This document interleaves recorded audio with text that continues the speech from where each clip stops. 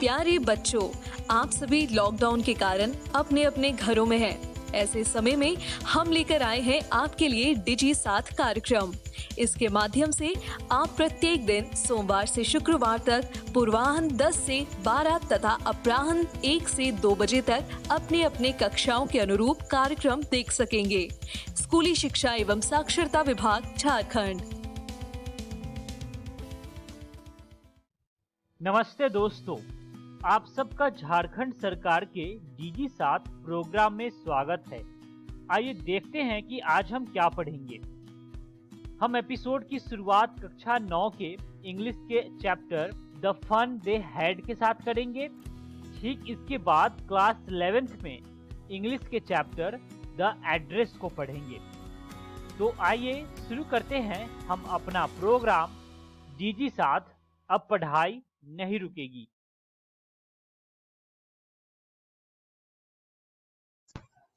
Hello everyone. दोस्तों, आज हम हमारी 9th की इंग्लिश की बुक बी हाइव्स का चैप्टर फर्स्ट पढ़ेंगे। इस चैप्टर का नाम है द फन दे हैड और ये वीडियो इस चैप्टर का पार्ट फर्स्ट है।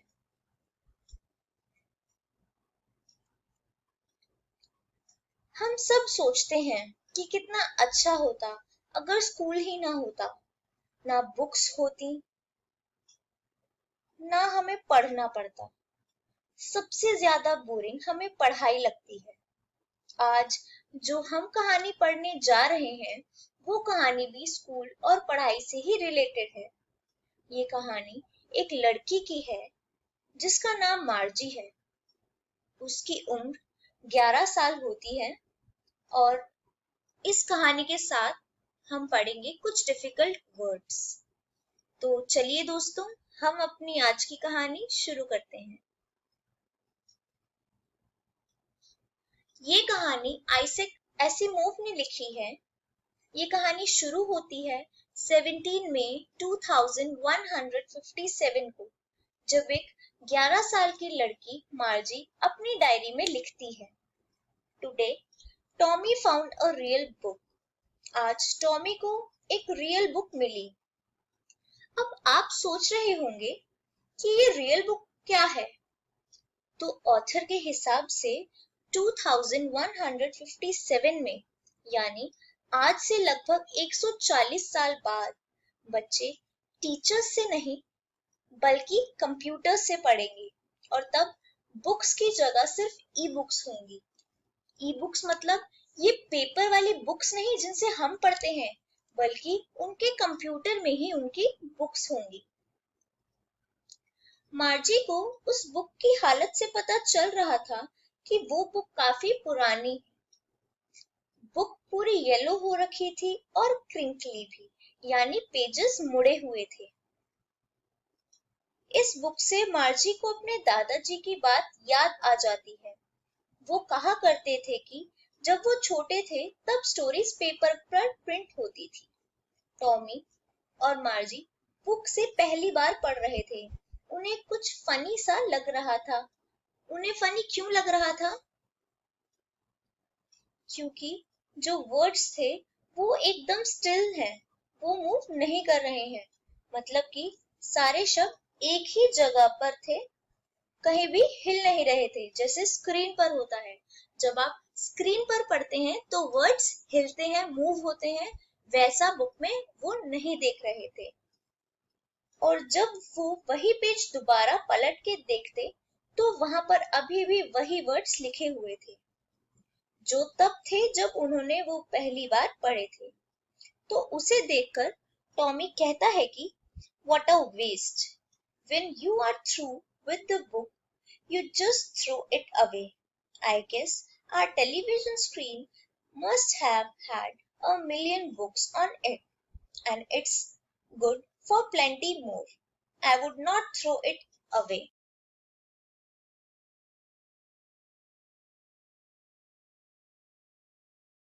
वो उस बुक को देखकर कहता है कि क्या बेकार है। मतलब जब तुम बुक खत्म कर चुके होते हो तो तुम्हें वो बुक फेंकनी पड़ती है।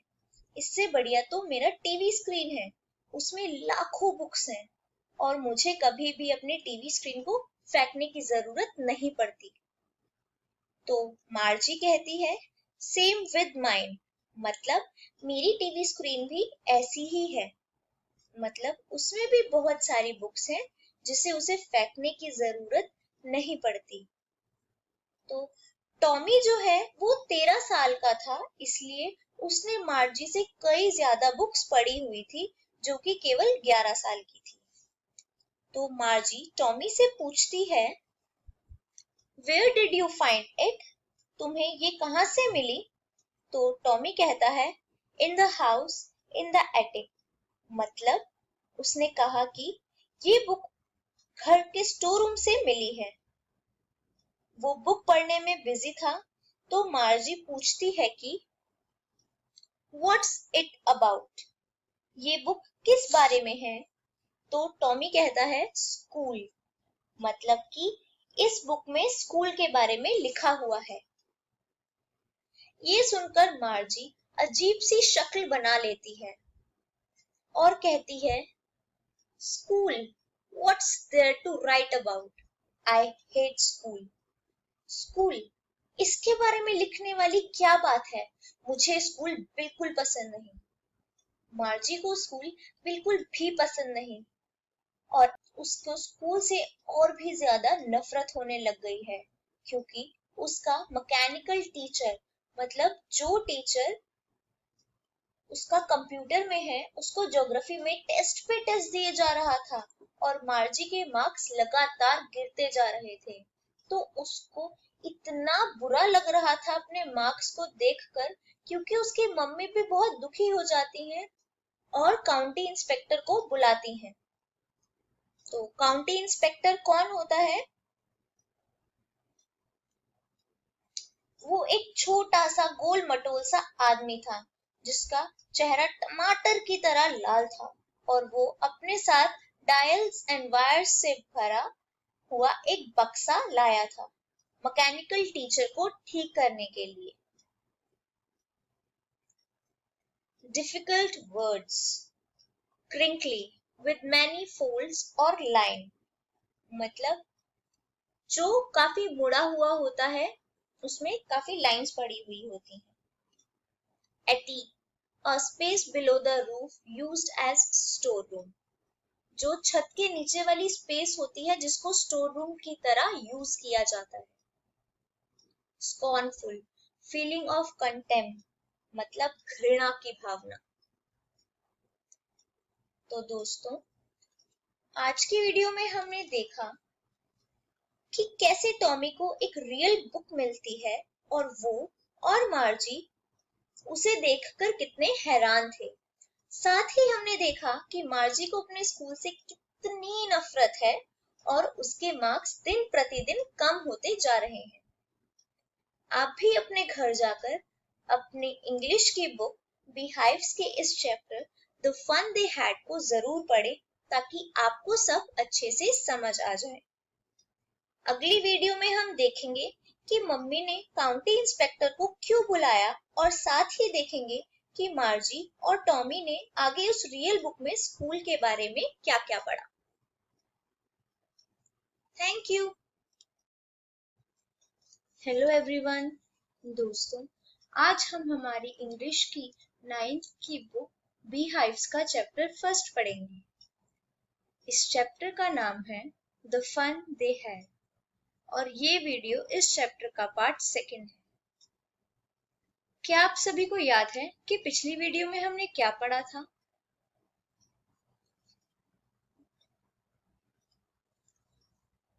पिछली वीडियो में हमने देखा कि कैसे टॉमी को एक रियल बुक मिलती है और वो मार्जी को उसे दिखाता है। वो दोनों कितने हैरान थे उस बुक को देखकर। साथ ही हमने देखा कि मार्जी अपने स्कूल से कितनी नफरत करती है और उसके मार्क्स दिन प्रतिदिन कम होते जा रहे हैं। आज की वीडियो में हम देखेंगे कि मार्जी की मम्मी ने काउंटी इंस्पेक्टर को क्यों बुलाया था और साथ ही देखेंगे कि मार्जी और टॉमी ने आगे उस रियल बुक में स्कूल्स के बारे में क्या पढ़ा और साथ ही कुछ डिफिकल्ट वर्ड्स। तो चलिए दोस्तों, हम अपनी आज की वीडियो शुरू करते हैं। तो मार्जी की मम्मी काउंटी इंस्पेक्टर को बुलाती हैं उसके मैकेनिकल टीचर को ठीक करने के लिए। तो मार्जी सोचती है कि काश इसको मैकेनिकल टीचर ठीक करना ही ना आए, पर मार्जी जैसा सोचती है वैसा नहीं होता। टीचर फिर से स्क्रीन पर आता है और इस बार वो थोड़ा ज्यादा बड़ा और बदसूरत दिखता है। बेचारी मार्जी की बुरी किस्मत। काउंटी इंस्पेक्टर मार्जी की टेस्ट परफॉर्मेंस के लिए, उसके जो टेस्ट के मार्क्स थे उसके लिए उसकी मम्मी को कहता है कि इसमें मार्जी की कोई गलती नहीं थी। ज्योग्राफी सेक्टर बहुत फास्ट मोड पर सेट हो रखा था, मतलब ज्योग्राफी के लेसन्स बहुत तेज स्पीड में चल रहे थे। पर चिंता की कोई बात नहीं है, मैं हूं ना, मैं इसको वापस एवरेज 10 ईयर ओल्ड की सेटिंग पर सेट कर दिया है। इस सब से मार्जी बहुत डिसअपॉइंटेड थी, मतलब बहुत निराश थी, क्योंकि उसको लगा था कि शायद इंस्पेक्टर उस टीचर को ठीक करने के लिए उसे वापस लेके जाएगा, जैसे टॉमी के हिस्ट्री टीचर के साथ हुआ था। वो पूरे 1 महीने के लिए गायब हो गया था। चलो अब वापस उस रियल बुक पर आते हैं। मार्जी टॉमी से पूछती है, Why would anyone write about school? कोई भला स्कूल के बारे में क्यों लिखेगा? तो टॉमी कहता है, Because it's not our kind of school, stupid. This is old kind of school that they had hundreds and hundreds years ago. वो कहता है, इसमें हमारे स्कूल के बारे में नहीं लिखा हुआ है मूर्ख, बल्कि जो सालों पहले स्कूल हुआ करते थे उनके बारे में बताया हुआ है। और फिर से वो जोर देते हुए कहता है, सेंचुरीज अगो, कई 100 साल पहले। टॉमी बताता है कि पहले इंसान टीचर्स हुआ करते थे और सारे बच्चे एक स्पेशल बिल्डिंग में इकट्ठा हुआ करते थे और टीचर्स उनको होमवर्क देते थे और उनसे क्वेश्चन पूछा करते थे। तो मार्जी कहती है, a man isn't smart enough. एक इंसान इतना स्मार्ट, इतना समझदार नहीं हो सकता है कि उसे सब आता हो। तो टॉमी कहता है, sure he is, my father knows as much as my teacher. वो कहता है कि बिल्कुल होते हैं, मेरे पापा भी उतना जानते हैं जितना कि मेरे टीचर्स जानते हैं। और कहता है कि मैं तुमसे शर्त लगा सकता हूं कि इंसानों को भी सब कुछ पता होता है। मार्जी उससे बहस नहीं करना चाहती, तो वो बोलती है कि I would not want a strange man in my house to teach me. वो कहती है कि मैं नहीं चाहती कि कोई अनजान इंसान मेरे घर पर आकर मुझे पढ़ाए। उसकी ये बात सुनकर टॉमी हंसने लग जाता है और कहता है कि वो तुम्हारे घर पर नहीं आते थे, बल्कि एक खास जगह पर पढ़ाते थे जहां पर सारे बच्चे जाते थे उनके पास उनसे पढ़ने के लिए। डिफिकल्ट वर्ड्स, बेचा, बेट यू, मतलब शर्त लगाना। डिस्प्यूट, डिसएग्री विद, मतलब विवाद। तो दोस्तों, आज की वीडियो में हमने देखा कि टॉमी मार्जी को पहले के स्कूल्स और टीचर्स के बारे में बताता है और मार्जी कितनी हैरान हो जाती है। सब सुनकर उसको ऐसा लगता है कि कोई इंसान इतना समझदार कैसे हो सकता है। आप भी अपने घर जाकर अपनी इंग्लिश की बुक बीहाइव्स के इस chapter the fun they had को जरूर पढ़ें, ताकि आपको सब अच्छे से समझ आ जाए। अगली वीडियो में हम देखेंगे कि पुराने स्कूल्स के बारे में जानकर मार्जी को कैसा लगता है और वो क्या इमेजिन करेगी, मतलब क्या कल्पना करेगी तब के बच्चों के बारे में, और कि वो कैसे पढ़ते होंगे, क्या करते होंगे स्कूल जाकर। Thank you. Hello everyone, welcome to English smart class. दोस्तों, आज हम लोग हमारी 11th की बुक स्नैपशॉट का चैप्टर नंबर 2 पढ़ेंगे। इस चैप्टर का नाम है द एड्रेस। दोस्तों, जैसे कि आपको याद होगा, हम लोगों ने इस चैप्टर का पार्ट 1 ऑलरेडी पढ़ लिया है, जिसमें हमने जाना था कि किस तरह से नरेटर मिसेस डॉर्लिंग के घर पर जाती है और उन्हें बताती है कि वो मिसेस एस की डॉटर है। लेकिन मिसेस डॉर्लिंग नरेटर को पहचानने से बिल्कुल ही मना कर देती है। आज हम लोग इस चैप्टर का पार्ट 2 इस वीडियो में डिस्कस करेंगे। तो चलिए दोस्तों, शुरू करते हैं। बात करते हैं कि आज इस वीडियो में हमें क्या क्या सीखने को मिलेगा। आज इस वीडियो में हम लोग सबसे पहले तो अपनी स्टोरी को आगे कंटिन्यू करेंगे और जानेंगे कि कहानी में आगे क्या होता है, और उसके बाद हम लोग बात करेंगे कुछ ओल्ड मेमोरीज के बारे में। तो दोस्तों, ये 2 टॉपिक्स को आज आपको इस वीडियो में पढ़ने को मिलेगा। चलिए अब अपनी वीडियो को शुरू करते हैं। कहानी में आगे नरेटर अब मिसेस डॉर्लिंग के घर से निकल चुकी है और जब वो चल रही होती है, सोचती है, as I walk slowly back to the station I thought about my mother. यानी कि जैसे वो धीरे धीरे स्टेशन की तरफ जा रही होती है, उसे अपनी मदर का ध्यान आता है, who had given me the address years ago। जिन्होंने, यानी कि नरेटर की मदर ने उसे ये एड्रेस बहुत साल पहले दिया था। इसके आगे अब नरेटर लिखती है कि किस तरह से वॉर का फर्स्ट हाफ था और नरेटर कुछ दिनों के लिए घर आई हुई थी। तभी उसे लगता है कि जो उसके घर के कमरे हैं, उनमें से बहुत सारा सामान मिसिंग है। ये जब वो बात अपनी मदर को बताती है तो उसकी मदर भी काफी सरप्राइज होती है कि उसने इतनी जल्दी ये चीज नोटिस कर ली। और फिर नरेटर की मदर उसे बताती है कि किस तरह से मिसेस डॉर्लिंग, जो कि उसकी मदर की एक दोस्त है, वो सारा सामान वो ले गई है। इसके आगे अब नरेटर स्टेशन की तरफ चल रही होती है और नरेटर हमें बताती है कि every time she leaves here she takes something home with her, said my mother. कि किस तरह से नरेटर की मदर उसे बताती है कि जब भी मिसेस डॉर्लिंग उसके घर पर आती है और जब भी वो उनके घर से जाती है, तो वो अपने साथ कुछ ना कुछ सामान ले जाती है। खाली हाथ वो कभी भी नहीं जाती। She took all the table silver in one go and then the antique plates that hung there। यानी कि मिसेस डॉर्लिंग एक बारी में उनके घर की सारी सिल्वर टेबल वेयर ले गई थी और उसके बाद उन्होंने सारी की एंटीक प्लेट्स भी अपने साथ वो विजिट करते हुए ले गई। इसके आगे नरेटर लिखती है कि किस तरह से उसकी मदर उसे बताती है कि I would never have dared ask her, she suggested it to me herself. यानी कि उसकी मदर उसे ये भी बताती है कि ये उसकी मदर का सजेशन नहीं था। मिसेस डॉर्लिंग ने ये उसकी मदर को खुद सजेस्ट किया था कि वो उसके घर से ऐसे सामान ले जाए। और इसका रीजन क्या दिया था मिसेस डॉर्लिंग ने?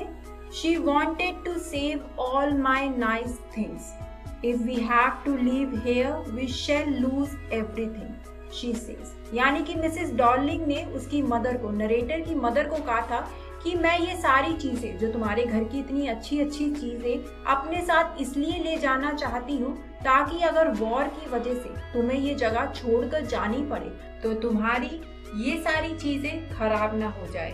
मैं इन सारी चीजों को अपने पास आराम से संभाल कर रखूंगी।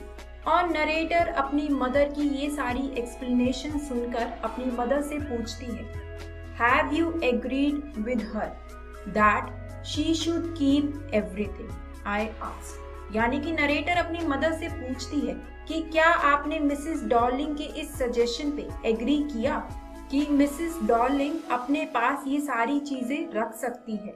और इस पर नरेटर की मदर बोलती है, as if that's necessary my mother cried. इसके आगे नरेटर कहानी में हमें बताती है कि ये कन्वर्सेशन होने के बाद my mother seem to notice that I was not entirely convinced. यानी कि नरेटर की मदर को पता चल गया था कि नरेटर उसकी ये सारी स्टोरी से, उसकी ये सारी बातों से पूरी तरह से कन्विंस्ड नहीं हुई है। पूरे रास्ते भर ये सोचते सोचते और अपनी मदर की पुरानी बातों को याद करते हुए नरेटर अब फाइनली रेलवे स्टेशन पर पहुंच जाती है। और नरेटर लिखती है कि किस तरह से अब वो रेलवे स्टेशन पर पहुंच चुकी है और उसने आसपास की अपनी सराउंडिंग्स की चीजों पर इतना ध्यान नहीं दिया।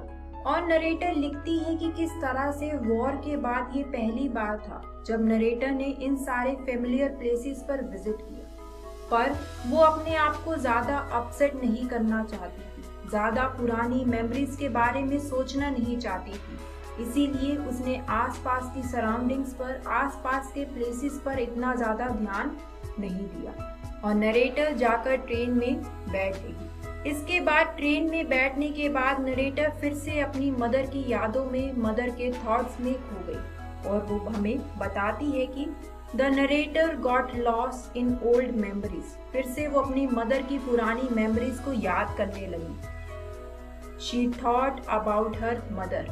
उसने अपनी मदर के बारे में सोचा।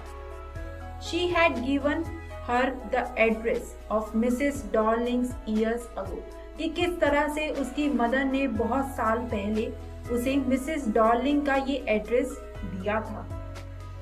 हॉलैंड वॉज वॉर स्ट्रिकन, यानी कि जब उसकी मदर ने उसे ये एड्रेस दिया था उस टाइम पे उसकी कंट्री हॉलैंड की हालत इतनी अच्छी नहीं थी, वहां पर वॉर हो रही थी। इसके बाद नरेटर हमें बताती है कि किस तरह से it had been in the first half of the war.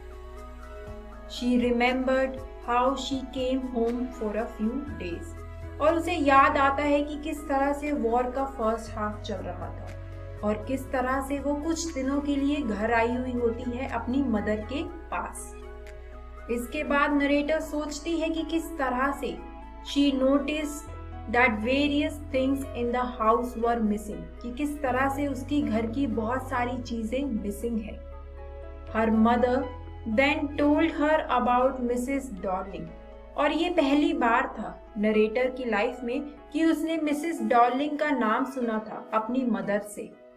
She had never heard of her before, यानी कि इससे पहले नरेटर ने मिसेस डॉर्लिंग के बारे में कभी भी कुछ भी नहीं सुना था। इसके आगे नरेटर बताती है कि clearly Mrs. Darling must have been an acquaintance of her mother. Suddenly, Mrs. Darling had started coming regularly. और ये पॉइंट था जिसके बाद से मिसेस डॉर्लिंग हर रोज उनके घर पर आने लगी। इसके बाद नरेटर ये भी लिखती है कि किस तरह से वो फर्स्ट टाइम मिसेस डॉर्लिंग से मिली थी। ये मॉर्निंग का टाइम था और वो नीचे आती है, डाउनस्टेयर्स आती है और वो देखती है कि एक वुमेन जिसके काफी ब्रॉड बैक है वो लिविंग रूम में खड़ी हुई है और तब उसकी मदर उसे इंट्रोड्यूस करवाती है कि ये है मिसेस डॉर्लिंग। इसके आगे कहानी में नरेटर हमें बोलती है कि किस तरह से हमेशा बैक ऑफ द माइंड उसे इस घर के बारे में, इस एड्रेस के बारे में याद था कि उसकी मदर ने उसे ये एड्रेस बताया था, बट उसने कभी इतना इंटरेस्ट ही नहीं लिया इस चीज में। शायद से नरेटर डरती थी उन चीजों के बारे में, उन मेमोरीज के बारे में जो उन चीजों से अटैच थी, और इस तरह से ही वो अपनी डेली लाइफ में बिजी हो गई। लेकिन अब फिर से उसका इंटरेस्ट जागा है कि क्या मेमोरीज, क्या यादें उन चीजों से जुड़ी हुई है जिन्हें अब वो दोबारा देखना चाहती है, दोबारा महसूस करना चाहती है। और इसके आगे नरेटर लिखती है कि after my first visit to Mrs Darling's house I decided to try a second time, यानी कि फर्स्ट टाइम तो नरेटर मिसेस डॉर्लिंग के हाउस पे गई तो वो रिजेक्टेड हो गई। मिसेस डॉर्लिंग ने उसे साफ साफ पहचानने से मना कर दिया, लेकिन अब नरेटर ने डिसाइड किया है कि वो एक बार दोबारा से मिसेस डॉर्लिंग के घर पर विजिट करेगी। और दोस्तों, अब हम अपनी स्टोरी को आज यहीं पर रोकते हैं। बात करते हैं कि आज इस वीडियो में हम लोगों ने क्या सीखा। आज इस वीडियो में हम लोगों ने हमारी आगे की स्टोरी को पढ़ा कि आगे नरेटर के साथ क्या होता है। हम लोगों ने उसकी बैक स्टोरी के बारे में जाना कि किस तरह से मिसेस डॉर्लिंग ने ही ये सजेस्ट किया था नरेटर की मदर को कि वो उसकी ये सारी चीजें संभाल कर अपने पास रखे। इसके बाद हम लोगों ने कुछ ओल्ड मेमोरीज के बारे में भी बात करी। जाना कि नरेटर की मदर ने नहीं बल्कि मिसेस डॉर्लिंग ने ही ये सजेस्ट किया था कि वो इन सामानों को अपने पास रखे। ये चैप्टर है दोस्तों हमारी बुक स्नैपशॉट से। तो मुझे उम्मीद है कि घर जाकर आप इसकी स्टोरी को एक बार दोबारा से जरूर पढ़ेंगे। इससे अगली वीडियो में हम लोग बात करेंगे इस स्टोरी के आगे की कहानी के बारे में। उसके बाद हम लोग बात करेंगे हमारे नेक्स्ट टॉपिक जो कि होगा हर मदर्स बिलोंगिंग्स। और फाइनली हम जो लास्ट टॉपिक पढ़ेंगे अगली वीडियो में वो होगा resolves to forget the address, यानी कि नरेटर किस तरह से अपने आप को मनाती है, किस तरह से वो सोचती है कि उसे अब ये एड्रेस फाइनली भूल जाना चाहिए, क्यों वो इस एड्रेस को अब याद नहीं रखेगी। कहानी में ऐसा क्या होता है कि नरेटर फाइनली ये डिसीजन लेती है, इस बारे में जानेंगे और बात करेंगे। तो दोस्तों मिलते हैं नेक्स्ट वीडियो में। नमस्ते दोस्तों, डीजी साथ के आज के एपिसोड में आशा करता हूँ कि आपको बहुत कुछ सीखने को मिला होगा। आइए देखते हैं कि आज हमने क्या क्या पढ़ा। आज हमने क्लास 9th में इंग्लिश के chapter the fun they had को पढ़ा। ठीक इसके बाद क्लास 11th में इंग्लिश के चैप्टर द एड्रेस को पढ़ा। एक जरूरी सूचना, इस एपिसोड को जो अभी आपने देखा इसका पुनः प्रसारण YouTube पे किया जाएगा इकोवेशन के चैनल पर ठीक 3 बजे। तो यदि आप अपने दोस्तों के साथ भी ये एपिसोड शेयर करना चाहते हैं या पुनः देखना चाहते हैं तो YouTube पर डीजी साथ इकोवेशन सर्च करें और आप इस वीडियो तक पहुंच जाएंगे। धन्यवाद दोस्तों।